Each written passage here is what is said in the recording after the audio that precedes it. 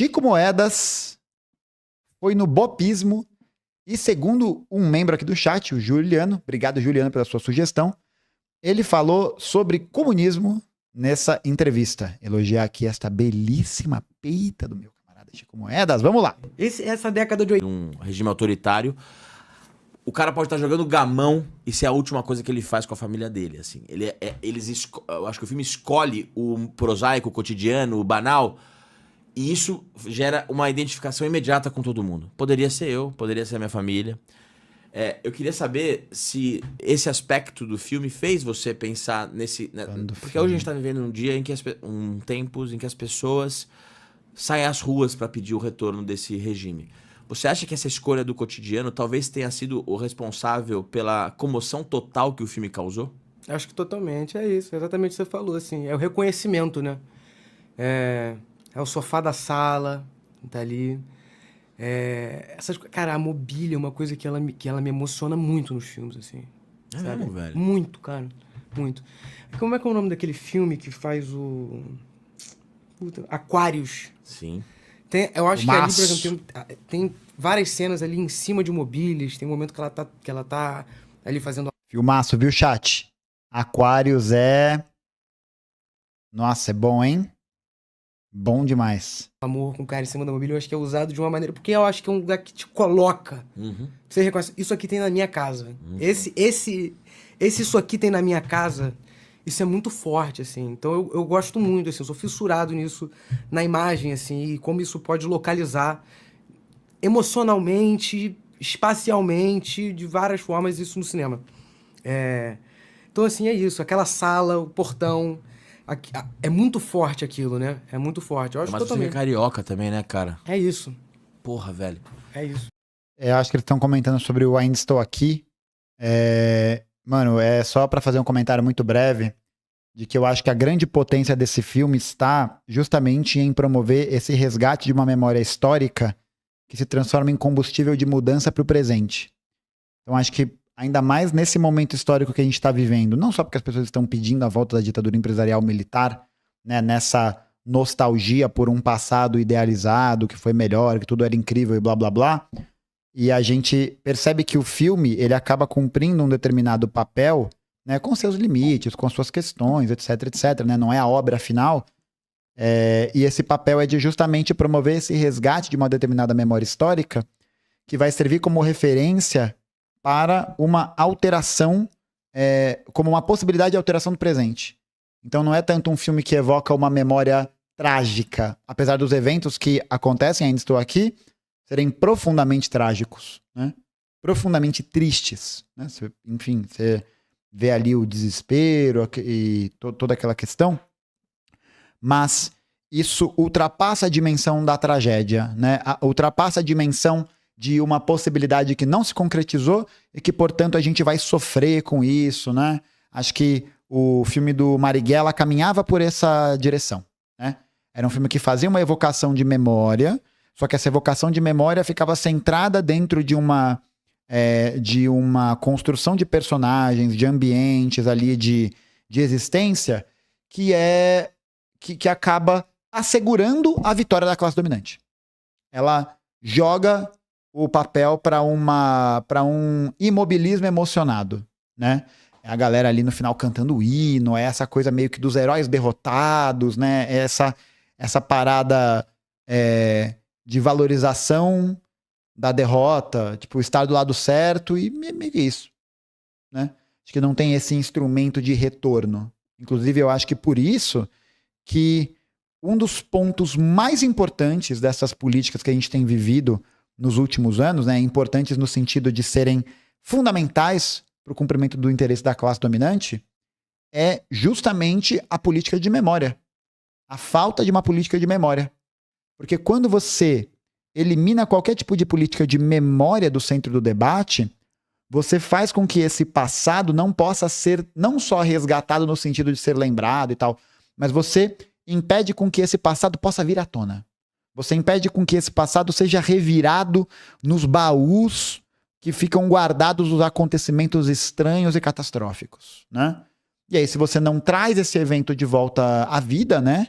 Se ele não se ele não apresenta a sua atualidade, né? Não é que ele vai ser igual, né? Nenhum evento histórico ou acontecimento histórico é igual um ao outro.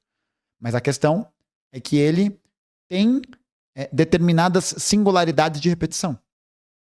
Eles ainda fazem parte de um tempo em que eles acontecem de novo, né? Primeiro como tragédia, depois como farsa. Sabe?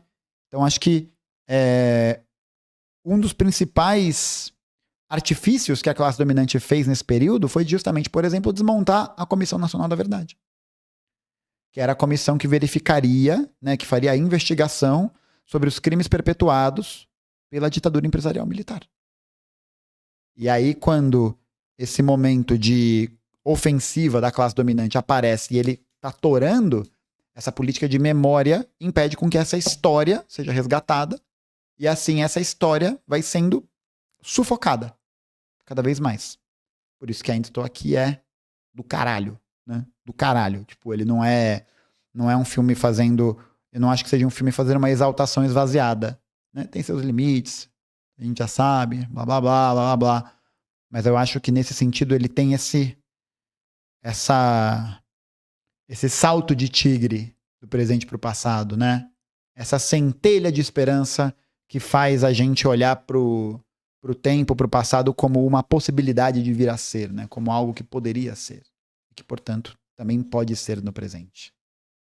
Bonito, acho da hora. Eu não sou paulista, mas é aquela coisa do tipo assim, a praia na frente, que é talvez a epítome da felicidade ali, e naquela esquina tinha alguém sofrendo uma coisa... Ainda mais que o Rio não se modernizou tanto, você ainda Verdade. tem também muito daqueles resquícios em muitos lugares, né? Então, assim, é impressionante. Muitas pessoas me mandaram isso, inclusive o Felipe Mascari, editor do programa, que é um cara de esquerda. Mas você se declara um cara comunista, né? Eu acho complicado, eu tenho dificuldade de fazer isso, porque eu não posso ser eu comunista e o Jones também, né?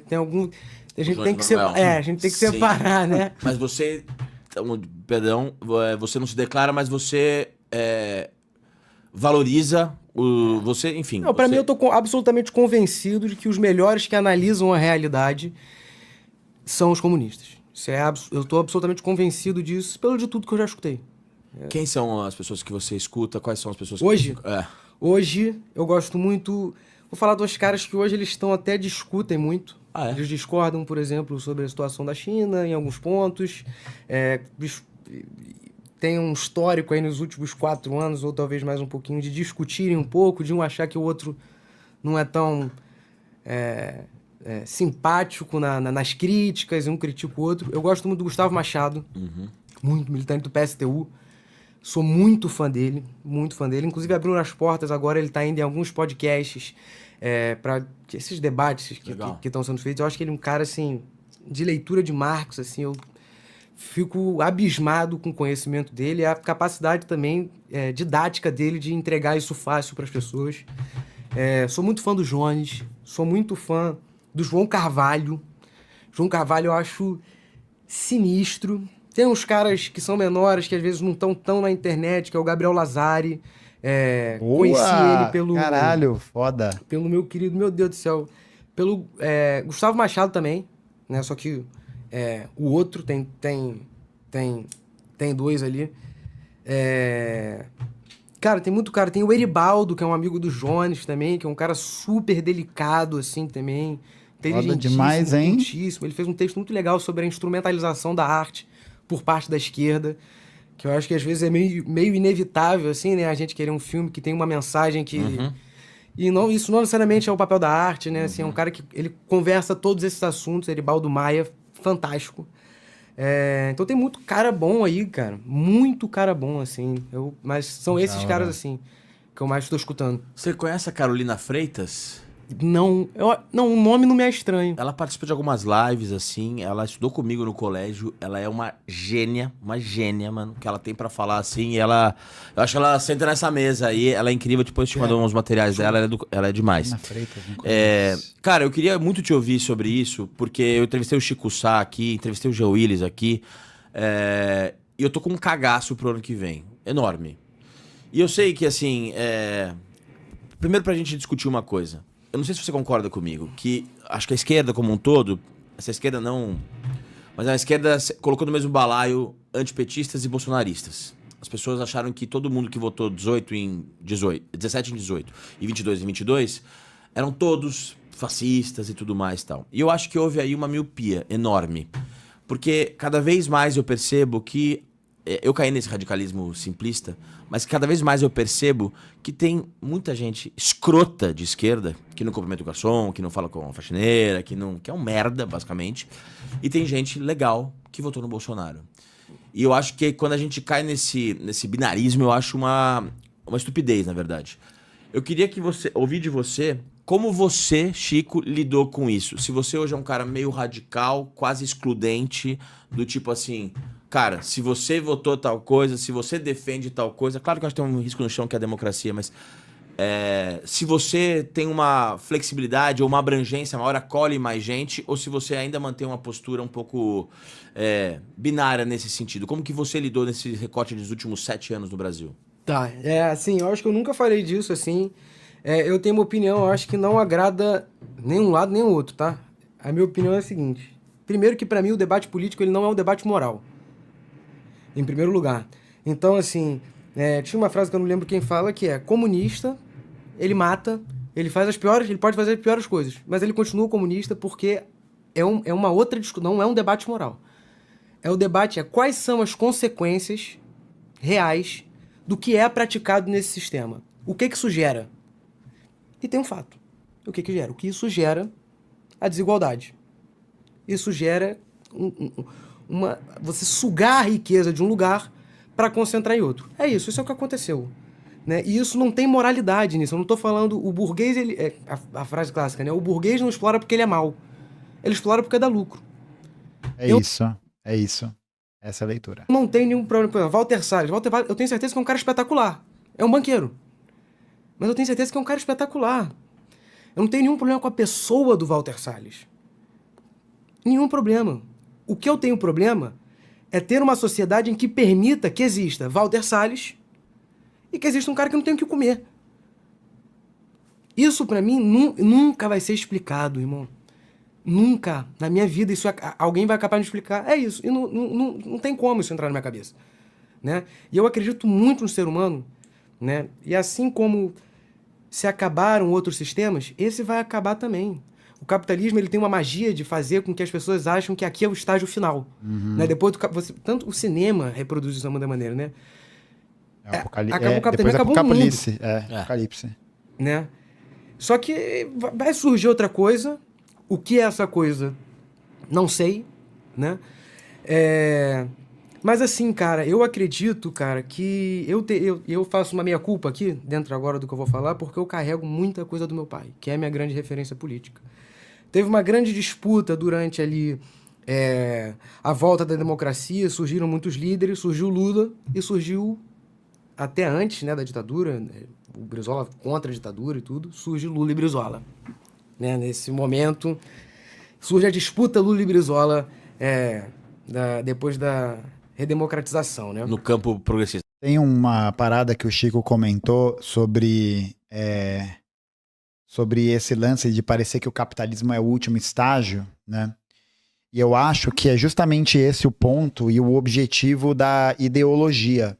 Né? O objetivo da ideologia, da ideologia de um tempo ser a classe dominante, a ideologia de um tempo ser a ideologia da classe dominante daquele tempo, tem a ver com a montagem de um sistema de pensamento, de comportamento, de conduta, de existência de uma maneira geral, né? Da nossa relação com o mundo, que naturaliza o capitalismo.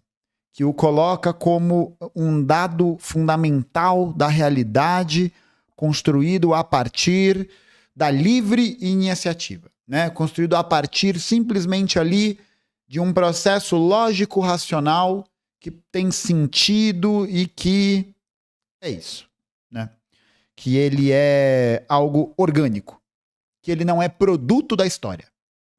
Ele não é um produto do embate dos sujeitos históricos no tempo histórico. Né? Não é.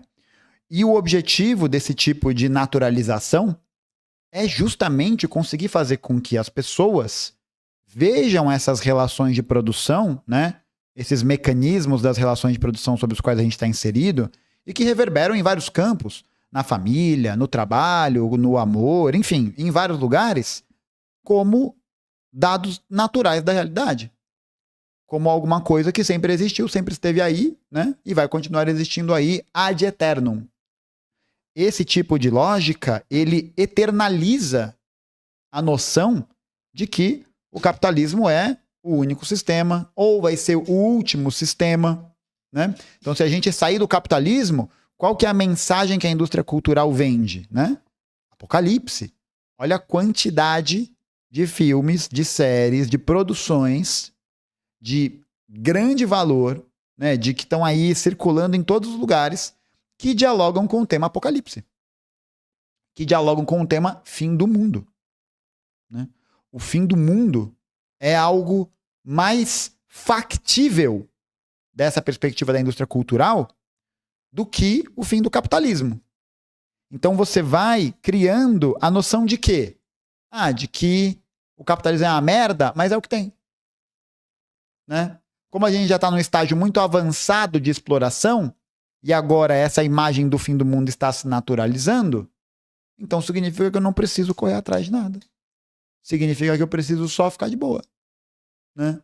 Ou não sofrer com isso. Né? Uma posição dissociada, muitas vezes. Né? Aquele livro do Mark Fisher é bom para essa leitura. Olha, eu acho que o livro do Fisher tem bons insights.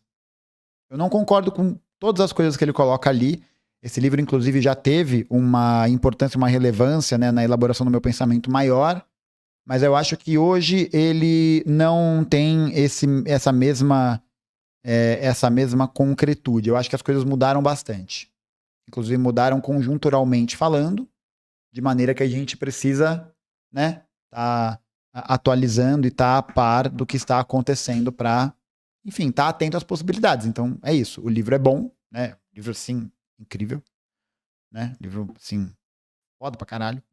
Mas que também, acho que de alguma maneira foi cooptado pela cultura dominante com essa ideia. É mais fácil imaginar o fim do mundo do que o fim do capitalismo. Só que no livro O Realismo Capitalista, o Mark Fisher, ele não vai para lugar nenhum. Ele vai para um lugar de retomada, ele fala de uma coisa ali meio abstrata de combater o zumbi capitalista e tal. E é isso. É isso. Tem uma crítica que não dá a virada, né? Acho que ela não tem essa potência materialista. Eu acho que é isso, né? Inclusive porque essa própria lógica de é mais fácil imaginar o fim do mundo do que o fim do capitalismo corrobora com o fatalismo, né? Corrobora com essa ideia de que nós estamos fodidos, né? E é isso, né? Tipo, acho que é enxergar para além disso, né? É mais fácil imaginar o fim do mundo? Tipo, será que é mais fácil imaginar o fim do mundo do que o fim do capitalismo? Mais fácil né? Mas será que é o que a gente deveria imaginar? Né? Nem tudo aquilo que a gente quer na vida é fácil, tá? Nem tudo daquilo que a gente quer na vida é fácil. Às vezes, não é um morango. A vida, gente, a vida não é um morango. Não é, tá? Então, como diria Chico Bento, bora trabalhar. Da esquerda. Exatamente. E essa luta foi sinistra, né? Quem viveu a época, meu pai brisolista, né? Tem muitos resquícios dessa luta, muita coisa guardada. Eu realmente, assim, sou zero, assim, fã do Lula. Zero. Você é? Zero. Sempre foi ou cada... Sempre fui. Ou nesse governo? Sempre fui. Sempre fui. Zero fã. Porque assim, cara, eu entendo às vezes, as pessoas, muita gente faz a crítica, entre pessoas de esquerda, né? A gente conversa. E eu espero que a gente sempre possa conversar isso, porque eu amo conversar isso. Fala assim, mas tu não sabe, às vezes fala assim, é pouco que o Lula deu. Aí o cara fala, mas pro cara que ele deu foi muito. E eu falo, mas você não pode falar isso. O cara pode. O cara pode. Se o cara não tinha um pão pra comer, ele deu um pão, esse cara eu não vou discutir com esse cara. Agora, você tá aqui comigo tomando um vinho de R$120. Você não pode falar isso. Ah, mas eu entendo a dor do outro. Não, e tem um problema, né, que eu acho que é justamente esse tipo de refenato que a gente vive hoje do passado. Mais uma vez aí, né? Mais uma vez a questão do passado, do presente e do futuro aparecendo na nossa discussão, né? Eu acho que quando a gente vê alguns posicionamentos em referência à defesa do governo Lula 3, baseados nesse lugar que um dia aconteceu, impede que a gente veja concretamente o que está acontecendo, né? Nem acho que impede com que a gente veja o que está acontecendo, mas eu acho que apresenta uma posição muito cínica da realidade, né? Tipo, nos anos 80, o Lula foi um grande líder sindical. Foi um grande líder sindical, verdade. No mandato 1 e 2, melhorou a vida das pessoas, né? Promoveu melhorias importantes, e a gente entende que isso significou a mudança de vida para muita gente, né? Não é negar isso em nenhum momento, né? Apresentar os limites, apresentar as contradições por trás desse processo, né?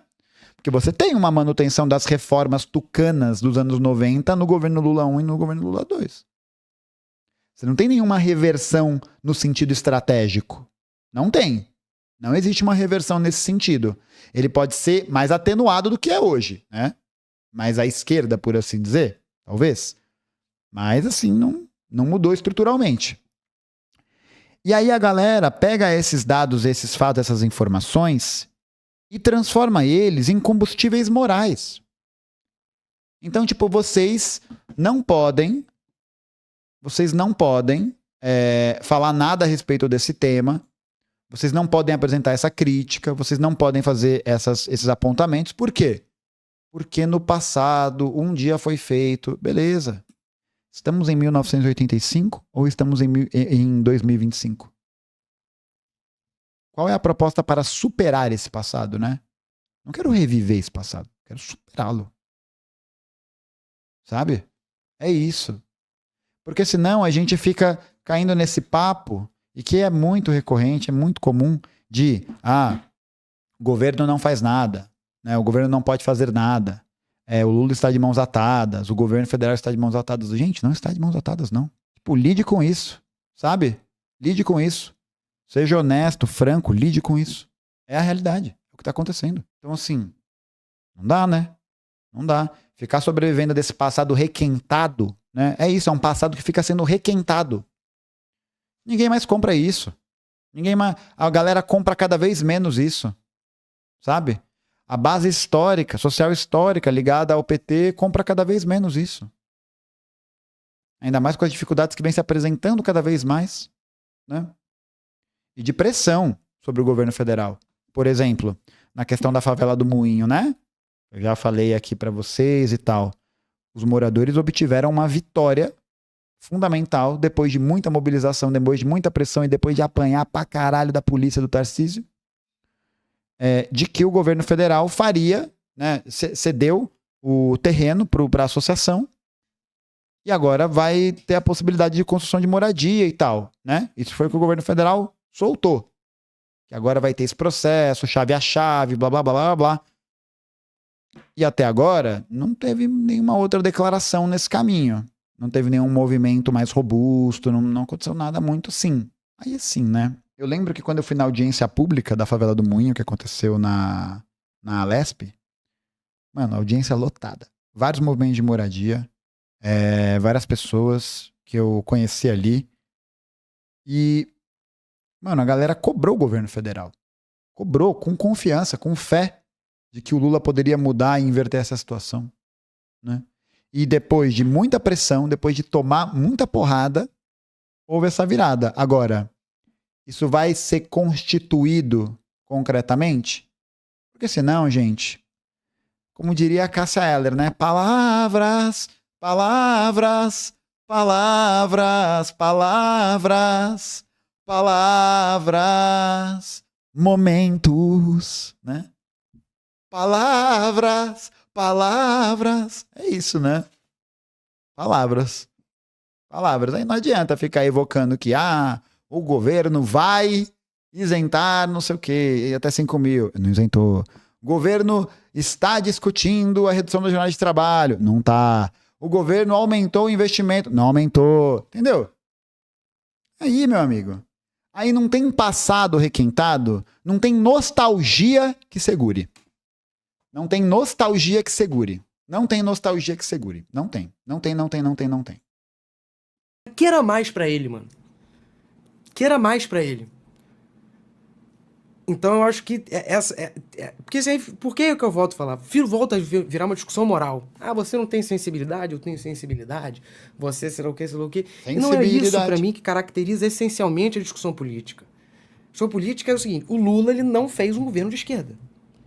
O Lula, ele desmantelou sempre, todos os sindicatos. O Lula rejeita a teoria política. Verdades duras. Então o Lula, ele é isso aí, sempre foi. Ele teve um momento que ele conseguiu, evidentemente. Não tô aqui querendo negar os feitos do Lula.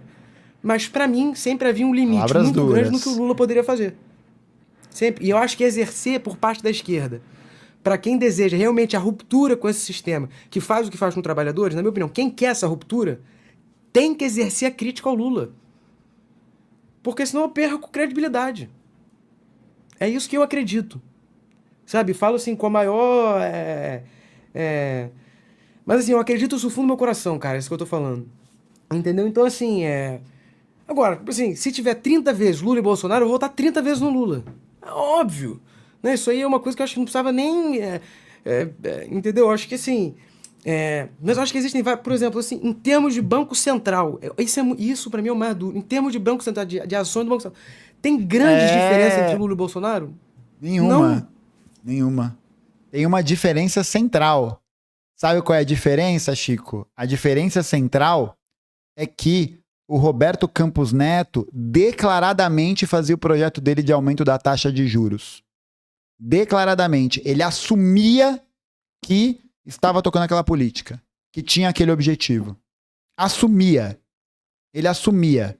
Tanto que as críticas direcionadas ao Roberto Campos Neto eram a panaceia dos problemas. Né? Pô, vamos varrer o Roberto Campos Neto. Aquela apresentação, sei lá, né? Aquele protesto que foi feito na frente do Banco Central. Enfim, né? Performance, gente. Olha, a era da performance. Cara, foi crítica. Roberto Campos Neto, filho da puta! Aí entra o Gabriel Galípolo. Oi, gente. Agora eu sou ministro técnico progressista. E agora eu vou aumentar a taxa de juros. Tchau. Não é? Foi isso. Isso que é foda, porque, por um lado, eles ficavam criticando a política, e aí quando entra alguém que vai dar seguimento à mesma coisa, aí, ó. Vocês já sabem, né? Ó. Não grita. Shhh. Grita baixinho. Tá? Grita baixo. Silêncio ou Bolsonaro volta. Não, agora, o Bolsonaro ele é um cara que ameaça coisas importantes. Liberdades por exemplo, a organização democráticas. do trabalhador. Né? Fala, tem que expulsar os comunistas, tem que matar, tem que fazer... Então, assim, evidentemente eu vou votar, se tiver 100 eleições, Bolsonaro, eu vou votar no Lula todas as vezes. Com pesar, eu vou votar no Lula. Você não fez campanha? Pro Lula? No final, eu botei no Twitter ali, fiz alguns comentários, escrevi uma coisinha com uma total falta de habilidade em escrever, e aí comentei no final. Dito isso, é Lula, né? Porque é isso, e é muito triste essa realidade da gente ter que votar no que sobra, mano. Sabe qual é? Tipo assim, e não tem mesmo, porque no final também a eleição, eu não acredito que ninguém que vá estar lá, sabe? E isso me irrita no Lula também, assim, porque assim, o Lula tinha a faca e o queijo na mão, cara. Uma mobilização popular absurda quando ele é eleito. Na primeira vez? Na primeira vez. Uma coisa que eu acho que não se viu em nenhum lugar do mundo, porque geralmente você via de cima para baixo, né? Mesmo sendo de esquerda, de perspectivas de políticos e líderes e pensadores do partido muito mais elitizados, e isso descendo, que não é uma crítica direta a isso. Isso não tô falando que isso necessariamente é ruim. Mas o Lula, ele vem de baixo, mano. Ele vem do sindicato, de uma força... que é um gênio. Minha discussão... Você tá entendendo? Tipo assim, é quase outro departamento, né? Outro departamento, entendeu? Mas eu entendo todos os limites do Lula. Que são muitos. Né? Eu acho que esse governo é a síntese máxima disso. Total. Né? Calacrado até o... Então, assim, é isso, cara, sabe? Tipo, eu acho que é isso. A decepção... Tá muito difícil. É a política. A coisa mais difícil que tem. Então, assim, eu também não super criminalizo. Claro que é um cara que, de repente, eu não vou querer ter do meu lado, mano. Um cara que votou Um cara que votou... no Bolsonaro. Eu tenho vários amigos que votaram no Bolsonaro. Você tem? Tenho. É mesmo? Tenho, mano. Tenho. Tenho um dos meus melhores. Mano, e tem uma outra coisa ainda, né? Porque o Lula tinha muito mais potencialidade para avançar no palco da luta de classes em janeiro de 2023, especialmente depois do 8 de janeiro, que ele podia botar pra fuder, né? Demitir o Múcio, podia... Mano, é isso. Agora que a galera foi pra frente do Planalto. Vocês não lembram disso? Quando ele tomou posse, a subida na rampa, o bagulho emocionante pra caralho. Emocionante pra caralho. Porra, emocionante pra caralho. Galera gritando sem anistia por causa da pandemia. E agora? Sabe? Croy, tô chocada que o Chico Moedas tá comunicando. Ô, Croy, você tá jovem na internet então, hein? Porra. Tá desatualizado aí, viu? Pode assinar outra newsletter pra pegar suas principais informações aí, porque... Ó, chegou ontem, mano. Chegou ontem. Chico sempre teve posições avançadíssimas. Ah, não sabia nem qual era a cara dele. Ó, isso não é problema meu. Isso não é problema meu. Entendeu? Não sabia como é que é. Não interessa. Não interessa. Não interessa. Não é problema nosso, não é problema do chat. Desatualização. Certo? Desatualização. Melhores amigos de infância Caralho. votou no Bolsonaro.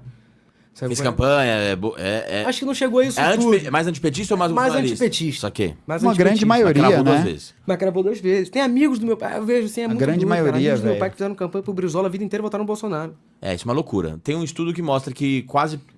É o discurso antissistema. Supostamente antissistema, né? É o aparente discurso antissistema. É isso. Que, assim, em caso se fosse Haddad ou Lula em 2018, o que tinha de gente que se fosse o Lula, votaria no Lula, e sem o Lula, votaria no Bolsonaro... É uma loucura, É né? uma loucura. Mas porque ele tem mais coisas em comum do que a gente gostaria de admitir. Sim. Pelo menos...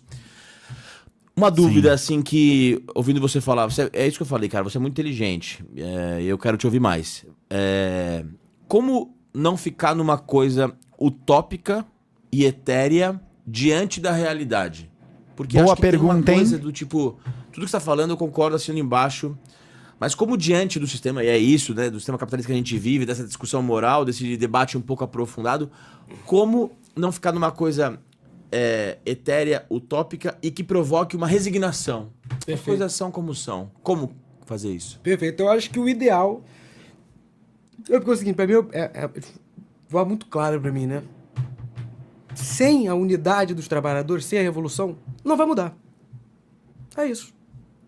Não vai mudar. Eu, assim, não sou partidário dessa ideia. Não sou partidário tanto dessa ideia, porque eu acho que, de fato, a nossa estratégia é a revolução socialista. Evidentemente. É a revolução do proletariado. É isso. Essa é a meta. Essa é a meta. A questão é possível construir caminhos de alteração no presente da realidade, porque a revolução não vai acontecer amanhã. Né? Não vai acontecer amanhã. Mas assim, tudo bem. Né? É isso. Faz parte. Mudar. Então, o que hoje, quem eu acredito que está fazendo o trabalho que deve ser feito? Quem está no Partido Comunista, discutindo certo, errado ou não as opções para onde vai, mas está ali discutindo e produzindo Saindo da inércia. e possibilidade de saber justamente sobre para onde a gente vai. O que a gente faz? A gente vai pra Sair da internet, falar melancolia. em podcast, a gente vai na fábrica, e vai ser difícil pra caralho. Isso não é uma coisa de amanhã, pra você, sabe, tentar trazer uma conscientização maior da realidade, sabe, tudo isso não é pra amanhã, entendeu? Mas isso só vai, pra mim é claro, só vai acontecer se os trabalhadores se juntarem e passarem a decidir o que eles querem pra vida deles. Porque quem sabe dar conta de lá de casa é minha mãe. Então quem vai resolver melhor o que é pra conta lá de casa? Minha mãe. Ela que vai resolver melhor. Então quem vai resolver o seu próprio problema? Cara, ninguém pode resolver melhor o teu problema do que você mesmo, meu irmão. Então, assim, se não tiver essa... E eu entendo a dificuldade disso, porque, bicho, o cara trabalha... O cara contando tempo de transporte que fica 14 horas no trabalho. O cara vai chegar e vai... né, mano? Fala de política, mano. Não aguenta mais, mano. O cara não aguenta mais. quer tomar uma cerveja, quer Foda, comer, né? tá com a esposa dele, com a filha dele, não tem um tempo pra brincar, que ele nem isso ele tem tempo. Então é muito difícil, gente. É muito difícil. Mas eu acredito plenamente que essa, infelizmente, É a única alternativa. é a única alternativa. Você tem esperança? Eu tenho absolutas esperanças. Tem. Boa! Quando eu vejo esses caras assim, quando eu vejo lá no podcast... Cara, os podcasts dos caras é o início, né? Mas assim, de todo início tem 1 milhão de visualização. Nunca imaginei isso na minha vida. Pensando há 10 anos atrás. Também não. Também Fala assim, não. cara, vai ter um podcast no YouTube que vai ter 1 milhão de visualização com um comunista e um liberal debatendo. E você olha nos comentários e fala assim, caralho, realmente o cara é do caralho. Nunca imaginei isso na minha vida. Agora, o Brasil são 300 milhões de pessoas. 220, vai, 210. Às vezes difícil de acessar, muito difícil de acessar. Mas são esses caminhos, cara. É a tentativa. Eu acho que é a tentativa. O que eu acho que não dá é pra, tipo assim, a gente ficar eternamente, porque a gente tá há 20 anos assim, Refém, né, mano? só escolhendo. Vamos, na hora da eleição, mano, tudo bem, a gente escolhe o que tá ali. Não tem problema. Escolhe o que tá ali. Mas no dia a dia, né? Política do todo dia, vamos trabalhar, vamos pensar. trabalhar, Agora, é eu isso. entendo, claro, porque Vamos as pessoas trabalhar. não tem saco pra se reunir, porque a vida tá uma merda pra todo mundo, né? Entendo, o cara não vai sair do trabalho e vai pro partido. Não é isso que eu falo assim, cara, eu falo, caralho, pai, como é que tu aguentava fazer essa porra? Fala assim, podia ir pra casa e ficar... Seu pai fazia isso? Fazia. Ah, é muito louco, né? Porque antes você tinha condições de trabalho que eram muito melhores em termos de ganhos salariais e existia um compartilhamento coletivo de consciência que criava esse caminho e esse sentido de pertencimento que fazia com que a pessoa se direcionasse para esse ambiente político para fazer essa discussão. Acho que um dos grandes triunfos dessa era, né, da ofensiva do capitalismo neoliberal, né, que a gente fala muito e tal, foi justamente de ter transformado a esquerda no partido da ordem. Ter transformado as principais forças representativas dos interesses da classe trabalhadora em partidos da ordem. E isso feito tanto pela pressão neoliberal, mas como aí também do sentido estratégico que esses partidos de esquerda tinham, né? Então esses partidos de esquerda eles acabam adotando posições da social-democracia, do social-liberalismo e que vão, né, ao longo do tempo mantendo o status quo operando e funcionando da maneira de como, né, a relação das classes dominantes, né, com as classes dominadas fazem. Acho que essa é a grande conquista da ideologia. Acho que essa é a grande conquista dos capitalistas, né? É isso. De ter conseguido transformar todas as organizações de esquerda, né, aí há um longo tempo, um longo período, em organizações não só de base reformista, né, mas principalmente de base de manutenção, de fuga do conflito, fuga da polarização, né, que deixa de defender o interesse de classe propriamente dito ali daquela relação. E isso alinhado também, né, com esse lugar estratégico, né, esse abandono da perspectiva revolucionária causado pela contra-revolução dos anos de 89 até 91. Né? É isso, é um processo contra-revolucionário. Só não podia ir pra casa ficar com minha mãe, porque minha mãe tava no partido também, então... Mas assim, saia do trabalho, partido, chegava 11 horas da noite em casa, acordava às 6 da manhã, ia trabalhar, e saia 8 horas da noite do trabalho, ia pro partido. Falei assim, caraca, que loucura, velho. É um nível de se doar aquilo ali que vira uma paixão, né? Depois de um tempo é um mosquito também, né? Que ele só fala disso. Né? Assim, meu pai só fala disso hoje em dia, assim. O dia inteiro no Facebook discutindo com antigos companheiros. O cara, o dia inteiro, cara. O dia inteiro. E ele mantém a esperança também. Totalmente, é o cara mais esperançoso que eu já vi na minha vida. Isso é lindo. Parece que vai acontecer amanhã com meu pai. É mesmo? Meu pai tem chance de acontecer amanhã. É mesmo? Você pensa em entrar para algum movimento popular, alguma coisa que tenha alguma a ver com o poder legislativo, executivo? Bicho, é a coisa que eu acho mais bonita na vida, mas eu tenho dificuldade, assim, porque ao mesmo tempo que eu vejo, eu olho com muita admiração por tudo que meu pai fez e minha mãe também fez. Eu também acho muito dura a ideia disso, cara, porque é um sacrifício absoluto, assim, né? É um mártir do social, né, assim. Falou isso, eu acho que foi o... Cara, puxa, desculpa, eu vou errar quem falou isso que eu vi numa live. Foi o Zamiliano que falou isso, que é um camarada também. Grande Zamiliano. Ele falou assim, a coisa mais bonita da luta política do comunista é que você lutou pelos que foram, pelos que estão e pelos que estão por vir. É a luta, Foda. é a luta completa, né? Foda. Então, assim, é a coisa mais linda, realmente, assim, eu fico impressionado, me impressiona a força e a luta desses caras, mas eu acho que ainda, pra mim, assim, eu quero, talvez, explorar outras coisas antes de... Mas você vê assim, começou a falar disso, eu vou ficar falando aqui... Mas eu acho legal pra caralho, velho. 1 hora, assim, É muito bom te ouvir. Não, e eu nunca tinha te foda. ouvido falar sobre isso. Sim. Então eu acho Foda muito, demais. muito bom. Legal demais. Claro que assim, cara, e é isso, né? Quando eu falei que você vinha, algumas pessoas falaram assim, porra, um cara que se declara comunista, ou né, enfim, enxerga valor no comunismo, e é investidor de criptomoeda, isso é uma puta contradição, hipócrita do caralho. O que você acha e o que você responderia pra essas pessoas? É isso, mais uma vez. Já assim, mandaram no chat isso aí também, Ela não é já. uma discussão moral, não é uma discussão de costumes, a política, ser comunista não tem nada a ver com isso. Ó, vou caçar tua carteirinha, hein? Ó, fica atento que você não vai mais poder entrar na piscina vermelha, no restaurante vermelho, na dança de salão vermelha, na hidroginástica vermelha. É, olha aqui, ó. Estamos de olho, hein? Estamos de olho, tá? Estamos de olho, hein? É comunista mesmo, Chico? É comunista mesmo? Socializa esse Bitcoin aí, não é? Ah, a hipocondria, né? A hipocrisia. Pelo amor de Deus, mano.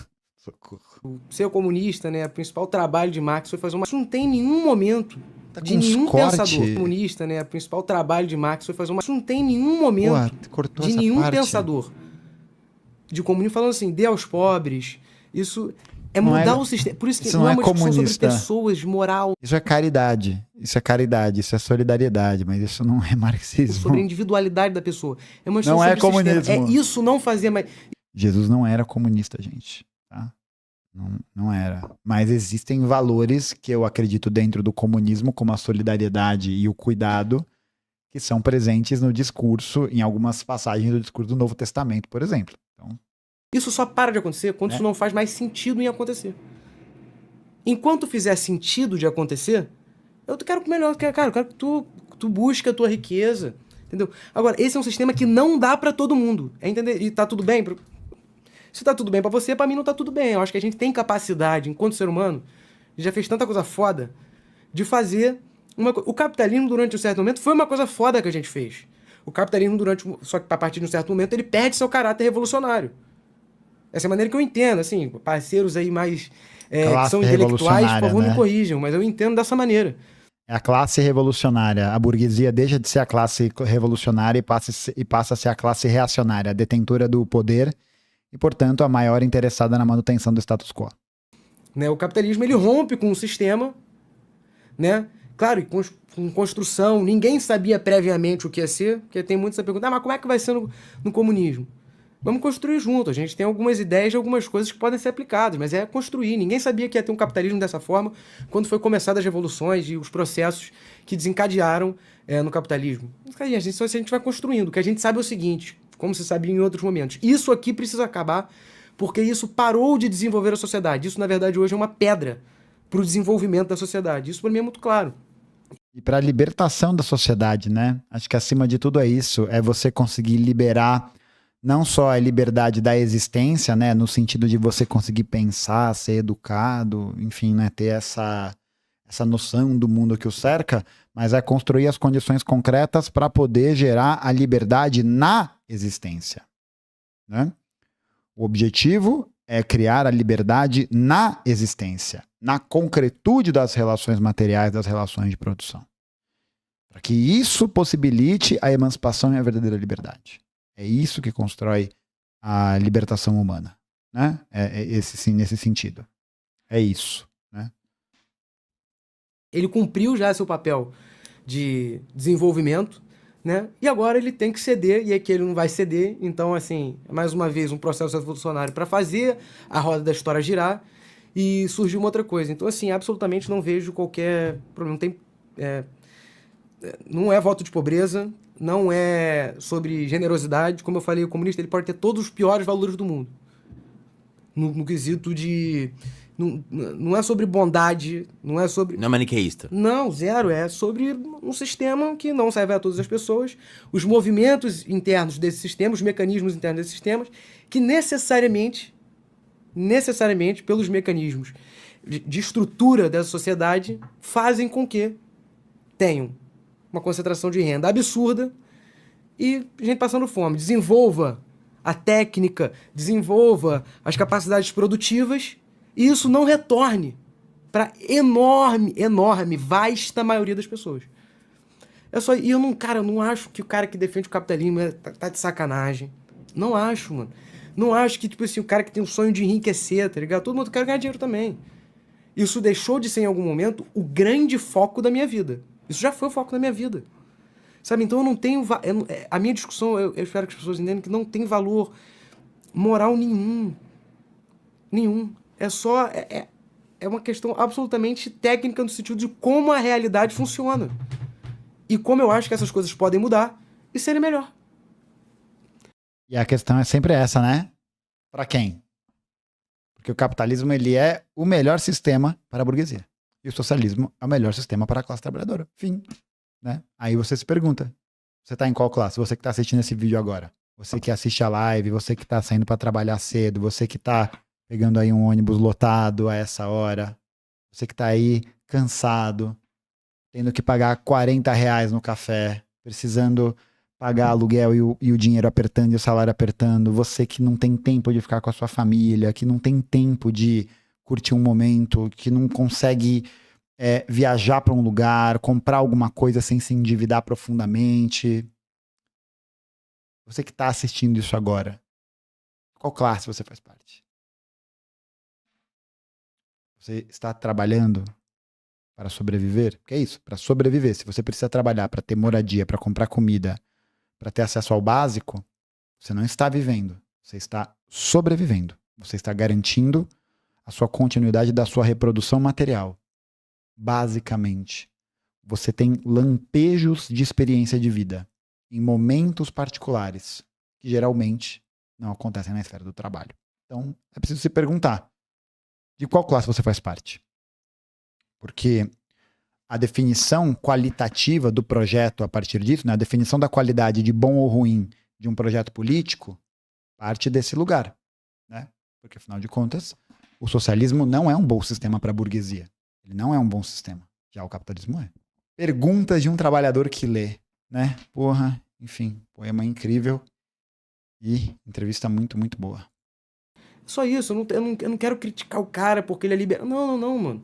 Tá tudo bem o cara ser liberal, vamos discutir, a gente toma uma cerveja, sei lá o que, eu não tenho essa de afastar.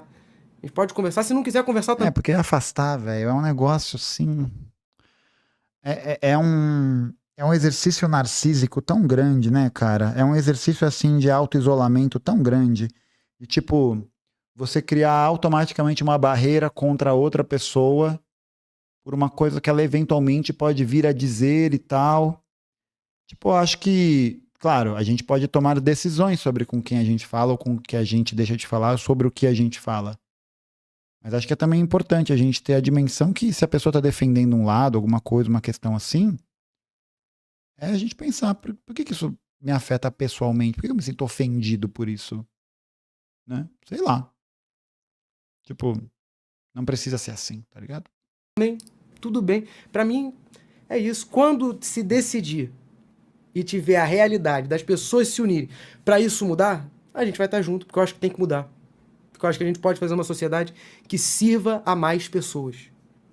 E não a um pequeno grupo que não vou aqui entrar em nada moral, porque pra mim não é mesmo. Só que não sirva a gente malvada. Um pequeno grupo. Que sirva uma sociedade que finalmente sirva a grande e enorme maioria das pessoas. Só isso. Morte rápido!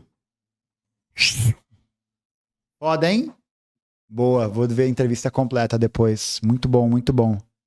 Excelente. Francisco Monedas. Muito bom, hein? É isso.